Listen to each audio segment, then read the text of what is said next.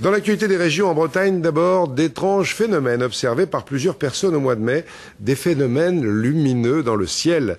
Les témoignages ont été envoyés au groupe d'études du CNES qui s'occupe des objets étranges. C'est à Toulouse, le CNES, affaire prise au sérieux, et des chercheurs ont été envoyés sur place. En Bretagne, Noémie Thépeau et Florian Le Goïc. Bonjour, Laurent Duval. Premier rendez-vous de la journée pour les 3 membres de cette association de recherche sur les phénomènes aériens non expliqués. Ils recueillent le témoignage de ce retraité, questionnaire rigoureux à l'appui, sur une observation étrange dans la nuit du 6 au 7 mai dernier. J'ai remarqué donc cette boule lumineuse qui venait donc de l'est vers le sud. Ouais. Oui, je vois ça comme ça à peu près, quoi. Est-ce qu'on peut essayer de définir une texture? Est-ce que ça éblouissait, par exemple? Non, pas non, forcément. Vous n'avez pas eu mal aux yeux? Non.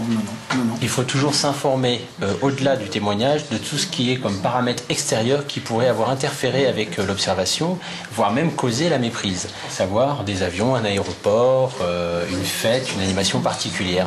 Deuxième rendez-vous à 80 km de là. Ces 4 jeunes filles se remettent à peine de ce qu'elles ont vécu vers 22h30 dans la soirée du 7 mai. On a vu 2 boules blanches qui se sont déplacés comme ça très vite. Puis après, ils se sont rapprochés de nous, ça a grossi. Puis après, ils sont repartis hyper vite. Mais il y avait des lumières rouges, en fait, c'était relié par un trait. Ils avaient la même vitesse. Et sans faire aucun bruit. Et vous avez vu toutes les 4 la même chose? En fait, on n'était pas du tout au même endroit. On était 4 là, nous, et les filles, elles étaient 2 là-bas.